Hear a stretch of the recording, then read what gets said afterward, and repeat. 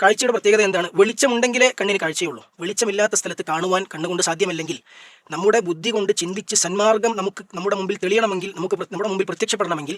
അസ്സലാമു അലൈക്കും വറഹ്മത്തുള്ളാഹി വബറകാതുഹു. അൽഹംദുലില്ലാഹ് വസ്സലാത്തു വസ്സലാമു അലൻ നബി വമൻ വാലാഹ്.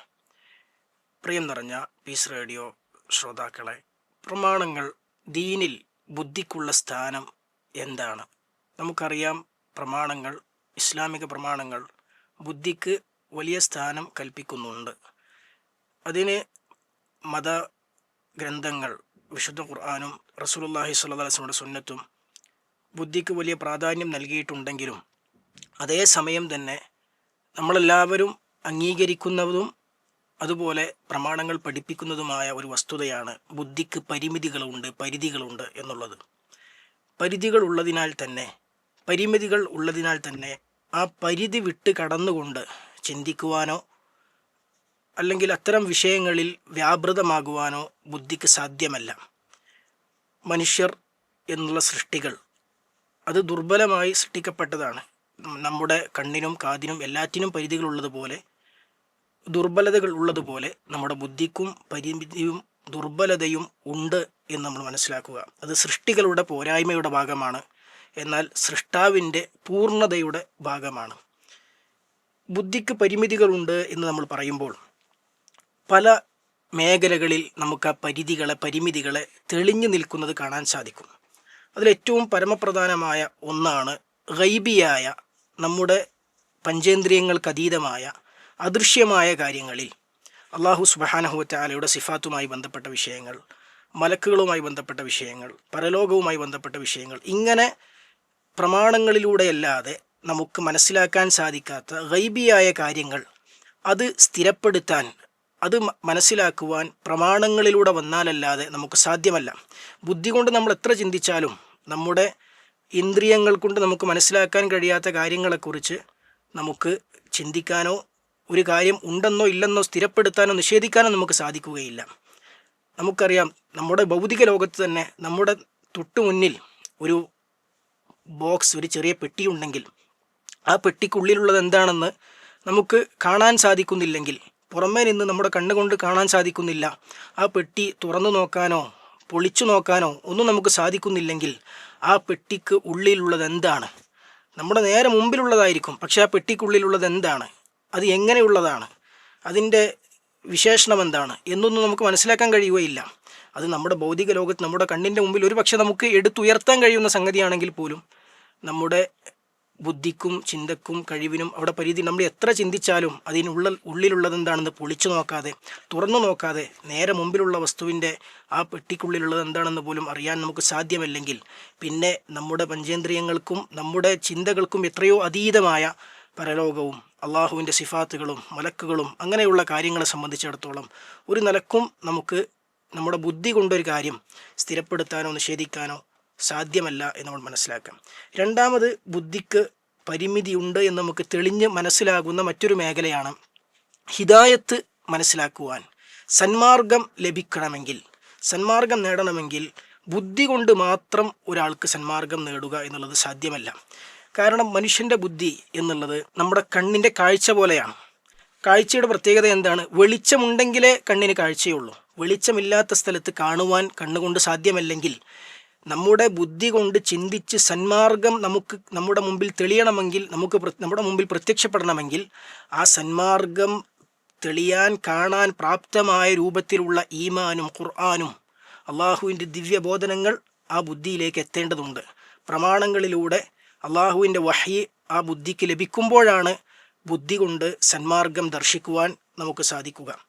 അതുകൊണ്ടാണല്ലോ ആദ് സമൂഹത്തെക്കുറിച്ച് അള്ളാഹു സുബ്ഹാനഹു വ തആല സൂറത്തുൽ ഖാഫിൻ്റെ 26-ാമത്തെ ആയത്തിലൂടെ പറഞ്ഞു, വലഖദ് മക്കന്നാഹും ഫീമാ ഇൻ മക്കന്നാകും ഫീ. നിങ്ങൾക്ക് നാം ആധിപത്യം നൽകാത്ത, ശക്തി നൽകാത്ത പല കാര്യങ്ങളിലും അവർക്ക് നാം ശക്തിയും ആധിപത്യവും എല്ലാം നൽകി, ആദ് സമൂഹത്തിന് നൽകി. വജഅൽനാ ലഹും സംഅൻ വഅബ്സാറൻ വഅഫ്ഇദ. അവർക്ക് കേൾവിയും കാഴ്ചകളും ബുദ്ധിശക്തികളും നൽകി. അപ്പോൾ അവർക്ക് കേൾവിയുണ്ട്, കാഴ്ചയുണ്ട്, ബുദ്ധിശക്തിയുണ്ട്, നിങ്ങളെക്കാളും അവർക്ക് അതൊക്കെയുണ്ട്. പക്ഷേ ഫമ അഗ്ന അൻഹും സംഉഹും വല അബ്സാറുഹും വല അഫ്ഇദതുഹും, അവർക്ക് കേൾവിയും കാഴ്ചയും ബുദ്ധിശക്തിയും ഒക്കെ ഉണ്ട് എന്നതുകൊണ്ട് മാത്രം അവർക്കതുകൊണ്ട് ഉപകാരപ്പെട്ടില്ല. എന്താ കാരണം? വല അഫ്ഇദതുഹും മിൻ ഷൈ, ഒരു കാര്യവും അവർക്കതുകൊണ്ടുണ്ടായില്ല. ഇദ് കാനൂ യജ്ഹദൂന ബിആയാതില്ലാഹ്, കാരണം അതാണ്, അള്ളാഹുവിൻ്റെ ദൃഷ്ടാന്തങ്ങളെ അവർ നിഷേധിച്ചവരായിരുന്നു. അപ്പോൾ അള്ളാഹുവിൻ്റെ ആയാത്തുകളെ, പ്രമാണങ്ങളെ, അള്ളാഹുവിൽ നിന്നുള്ള ദിവ്യബോധനത്തെ നിഷേധിച്ച് കളഞ്ഞപ്പോൾ അവരുടെ കാഴ്ചയോ കേൾവിയോ ബുദ്ധിശക്തികളോ ഒന്നും അവർക്ക് ഉപകാരപ്പെട്ടില്ല. പറയുമ്പോൾ അള്ളാഹു സുബ്ഹാനഹു വ തആല ഖുറൈശികളോട് പറയാണ്, നിങ്ങൾക്കുള്ളതിനേക്കാളും ബുദ്ധിയും ശക്തിയും അവർക്കുണ്ടായിരുന്നു. പക്ഷേ പ്രമാണങ്ങൾ, അള്ളാഹുവിൽ നിന്നുള്ള വഹീനെ നിഷേധിച്ചപ്പോൾ, അതിനെ മാറ്റിവെച്ചപ്പോൾ, അതിനെ നിരാകരിച്ചപ്പോൾ പിന്നെ അവർക്ക് അവരുടെ ബുദ്ധി കൊണ്ട്, അവരുടെ ശക്തി കൊണ്ട് കാര്യമുണ്ടായിട്ടില്ല. വഹാഖ ബിഹിം മാ കാനൂ ബിഹി യസ്തഹ്സിഊൻ, അവരെന്തിനെയാണോ പരിഹസിച്ചിരുന്നത് ആ ശിക്ഷ അവരെ പിടികൂടുക തന്നെ ചെയ്തു. അപ്പോൾ സഹോദരന്മാരെ, ബുദ്ധി കൊണ്ട് മാത്രം സ്വതന്ത്രമായി സന്മാർഗം സിദ്ധിക്കുക എന്നത് അസാധ്യമാണ്. അതുകൊണ്ടാണല്ലോ അള്ളാഹുവിൻ്റെ റസൂൽ സല്ലല്ലാഹു അലൈഹി വസല്ലമയോട് അള്ളാഹു സുബ്ഹാനഹു വ തആല വിശുദ്ധ ഖുർആനിൽ പ്രഖ്യാപിക്കാൻ സൂറത്തു സബഇൻ്റെ 50-ാമത്തെ ആയത്തിൽ പറഞ്ഞത്, വ ഇനിഹ്തദൈതു, ഞാൻ സന്മാർഗം പ്രാപിച്ചിട്ടുണ്ടെങ്കിൽ ഫബിമാ യൂഹ ഇലയ്യ റബ്ബി, ഞാൻ സന്മാർഗം പ്രാപിച്ചത് എൻ്റെ രക്ഷിതാവിങ്കിൽ നിന്ന് എനിക്ക് ലഭിച്ച വഹി കൊണ്ട് മാത്രമാണ്. എൻ്റെ രക്ഷിതാവിൽ നിന്ന് എനിക്ക് ലഭിച്ച വഹി കൊണ്ടാണ് ഞാൻ സന്മാർഗം പ്രാപിച്ചത്. അപ്പോൾ വഹി കൊണ്ടാണ് ബുദ്ധി ഉപയോഗിച്ച് സന്മാർഗത്തിൽ നമ്മൾ എത്തണം. പക്ഷേ എന്തിൻ്റെ അടിസ്ഥാനത്തിൽ, എന്തിനെ കേന്ദ്രീകരിച്ചാണ്, അല്ലെങ്കിൽ എന്തിലൂടെയാണ് നമ്മുടെ ബുദ്ധി ഉപയോഗിച്ച് സന്മാർഗത്തിൽ എത്തേണ്ടത്? പ്രമാണങ്ങളിലൂടെയാണ്, ഖുർആനിലൂടെയും സുന്നത്തിലൂടെയുമാണ്. അതില്ലാതെ സന്മാർഗം തേടിയാൽ നമുക്ക് അവിടെ എത്തിപ്പെടുക എന്നുള്ളത് സാധ്യമല്ല. തെറ്റായ മാപ്പ് ഉപയോഗിച്ച് എത്ര ബുദ്ധിയുള്ള മനുഷ്യനാണെങ്കിലും ഒരു സ്ഥലത്തേക്ക് എത്തണമെങ്കിൽ അവൻ ഉപയോഗിക്കുന്ന മാപ്പ്, റൂട്ട് മാപ്പ് തെറ്റാണെങ്കിൽ അവൻ എത്ര ബുദ്ധിയുണ്ടെങ്കിലും അവൻ എത്തിപ്പെടുക ഒരു തെറ്റായ സ്പോട്ടിലായിരിക്കും. അവൻ ഉദ്ദേശിച്ച സ്ഥലത്ത് അവൻ എത്തിപ്പെടാൻ സാധിക്കുകയില്ല. അതുപോലെ തന്നെ ഒരു പരീക്ഷയ്ക്ക്, മത്സര പരീക്ഷയ്ക്ക് പഠിക്കുന്ന വിദ്യാർത്ഥി നല്ല ബുദ്ധിയുള്ള വിദ്യാർത്ഥിയാണ്.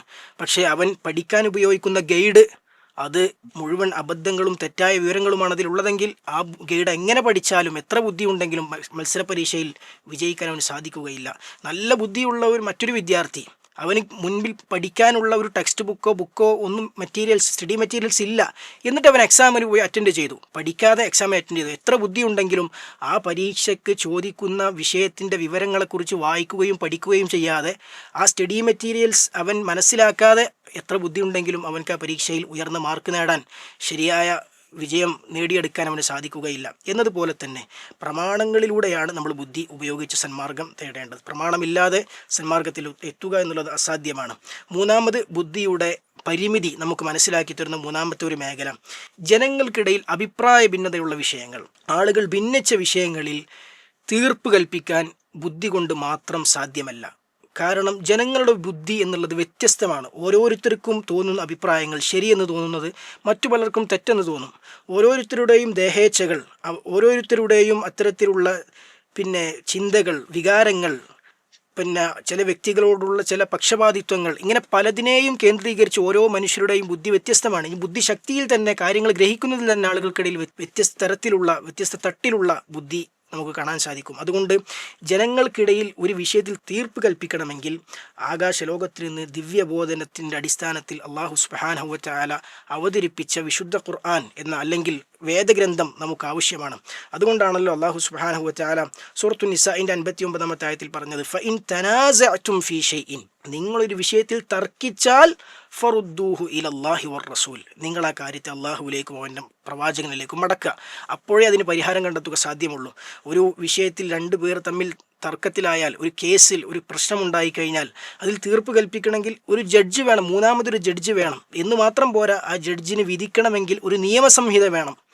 ആ നിയമസംഹിത രണ്ടുപേരും അനുസരിക്കാൻ ബാധ്യസ്ഥരായ ഒരു നിയമസംഹിതയുടെ അടിസ്ഥാനത്തിലായിരിക്കണം വിധി കൽപ്പിക്കുന്നത്. അങ്ങനെയാണെങ്കിൽ നമ്മുടെ ഈ ഐഹിക ലോകത്തുണ്ടാകുന്ന പ്രശ്നങ്ങളിൽ, ഇടയിലുണ്ടാകുന്ന തർക്കങ്ങളിൽ അള്ളാഹു സുബ്ഹാനഹു വ തആല അവതരിപ്പിച്ച ഗ്രന്ഥത്തിൻ്റെ അടിസ്ഥാനത്തിൽ, അള്ളാഹുവിൻ്റെ റസൂൽ സല്ലല്ലാഹു അലൈഹി വസല്ലം പഠിപ്പിച്ചെന്ന സുന്നത്തിൻ്റെ അടിസ്ഥാനത്തിലായിരിക്കണം വിധി കൽപ്പിക്കേണ്ടത്. അല്ലാതെ ബുദ്ധി കൊണ്ട് മാത്രം വിധി കൽപ്പിച്ചാൽ ഓരോരുത്തർക്കും ഓരോ വിധിയായിരിക്കും ഓരോ പ്രശ്നങ്ങളിലും പറയാനുണ്ടാവുക, ഓരോരുത്തർക്കും ഓരോ പരിഹാരമായിരിക്കും നിർദ്ദേശിക്കാനുണ്ടാവുക. അതിനെ ഏകീകരിക്കുക എന്നത്, മനുഷ്യബുദ്ധികൾ വിഭിന്നമായിരിക്കെ മനുഷ്യബുദ്ധിയിൽ മാത്രം കേന്ദ്രീകരിച്ചാൽ അത് സാധ്യമാവുകയില്ല.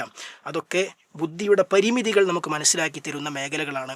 അള്ളാഹു സുബ്ഹാനഹു വ തആല ഓരോന്നിനും അതിൻ്റെ കഴിവും പരിമിതിയും മനസ്സിലാക്കിക്കൊണ്ട് അതിനെ വിനിയോഗിക്കുവാനും ഉപയോഗിക്കുവാനുമുള്ള തൗഫീഖ് നമുക്ക് നൽകി അനുഗ്രഹിക്കുമാറാകട്ടെ.